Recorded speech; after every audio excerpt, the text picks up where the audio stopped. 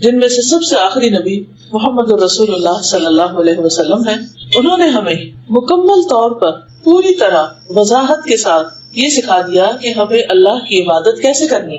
چونکہ ہم یہاں اس دنیا میں آئے اللہ کی عبادت کے لیے، اس لیے ہمیں عبادت کے طریقے معلوم کرنا بہت ضروری ہے کہ عبادت کس طرح کی جائے.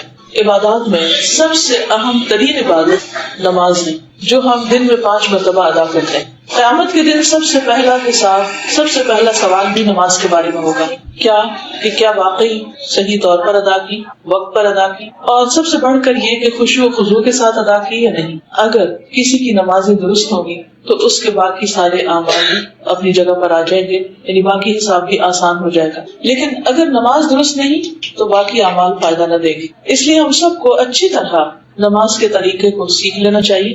نماز میں پڑھتے کیا ہیں اس کی عبارت درست پڑھنی آنی چاہیے. نماز میں ایکشنز کیا ہیں وہ صحیح طور پر کرنے آنے چاہیے. اور پھر یہ بھی معلوم ہونا چاہیے کہ صحیح اور غلط کا معیار کیا ہے، اور وہ ہے کہ ہماری نماز رسول اللہ صلی اللہ علیہ وسلم کی نماز سے کتنا قریب ہے، ظاہری طور پر بھی اور باطنی طور پر بھی. اور اگر نہیں تو اس حد تک ہمیں علم حاصل کرتے رہنا چاہیے کہ ہماری نماز آپ کی نماز کے قریب ترین ہو جائے.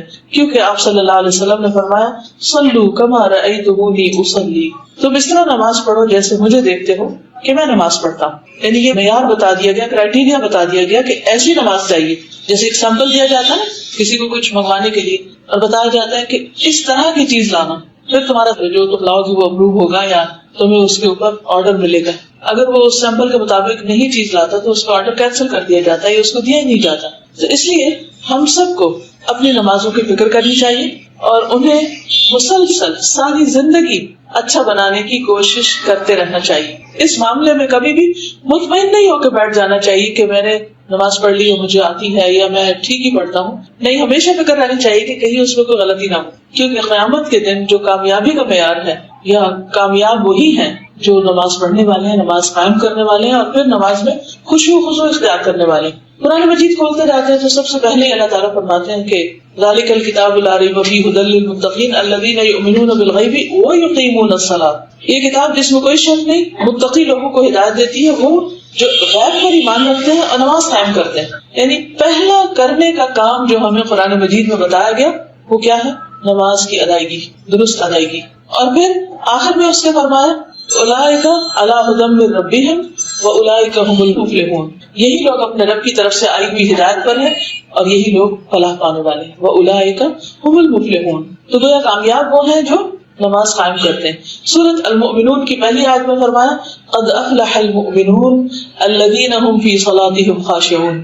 یقیناً فلاح پا گئے، کامیاب ہو گئے وہ مومن جو اپنی نمازوں میں خشوع و خضوع اختیار کرتے ہیں. اس کے برعکس، اس کے اپوزٹ، جو لوگ نمازوں میں سستی کرتے ہیں اور نماز صحیح طور پر ادا نہیں کرتے، ان کے لیے وعید بھی بتائی گئی، ان کو دھمکی بھی دی گئی. سورۃ الماعون آیت نمبر 4 سے 6 میں اللہ تعالیٰ فرماتے ہیں فویل للمصلین.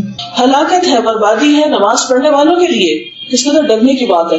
ہم سمجھتے ہیں ہم نے نماز پڑھ لی اور جیسے بھی پڑھی بس ٹھیک ہے، ہم نے فرض ادا کر لیا، لیکن یہاں غلط طریقے سے فرض ادا کرنے والوں کو پکڑا جا رہا ہے. فویل للمصلین الذین هم عن صلاتهم ساہون. کون ہے وہ مصلین، کون ہے وہ نماز پڑھنے والے؟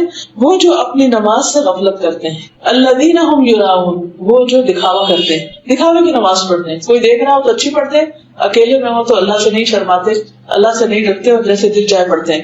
قرآن مجید میں منافقین کی صفات بتاتے ہوئے اللہ تعالیٰ فرماتے ہیں وَإِذَا قَامُوا إِلَى الصَّلَاةِ قَامُوا كُسَالَىٰ، کہ جب وہ نماز کے لیے کھڑے ہوتے ہیں سستی کے مارے کھڑے ہوتے ہیں. ان کی نمازوں میں کوئی چستی، کوئی ایکٹیونیس، کوئی شوق، کوئی محبت، کوئی روحانیت کچھ نہیں ہوتا. بس وہ جس سے فجر کی نماز ہے تو اٹھے، آدھی آنکھیں کھلی آدھی بند ہے، تو جلدی سے نماز پڑھ کے دوبارہ بستر میں.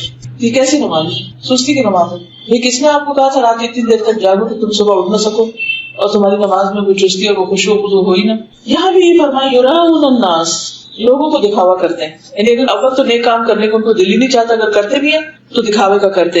وَلَا يَذْكُرُونَ اللَّهَ إِلَّا قَلِيلًا، اور وہ اللہ کا ذکر نہیں کرتے، اللہ کو یاد نہیں کرتے مگر بہت تھوڑا. الا قلیلا، یعنی ان کی نماز میں اللہ کی یاد نہیں ہوتی.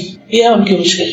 اور یہ منافقین کی بات بتائی گئی کہ وہ اپنی نماز میں اللہ کو یاد نہیں کرتے، کیونکہ اللہ سبحانہ وتعالیٰ نے ہمیں نماز ادا کرنے کا حکم اسی لیے دیا کہ ہم اللہ کو یاد کریں.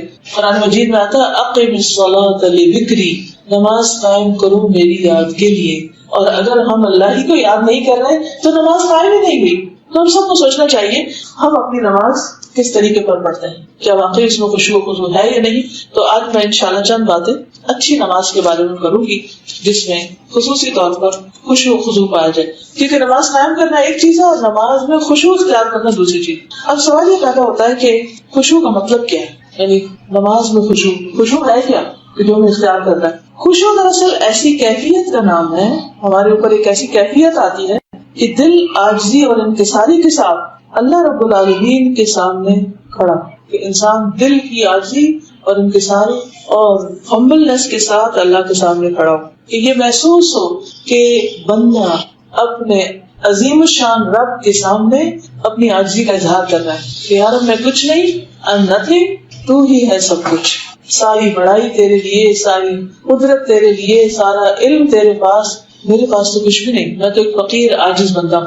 اگر نماز کے اندر واقعی یہ عاجزی نظر نہیں آتی اور یہ کیفیت پیدا نہیں ہوتی کہ انسان کو اپنے کم ہونے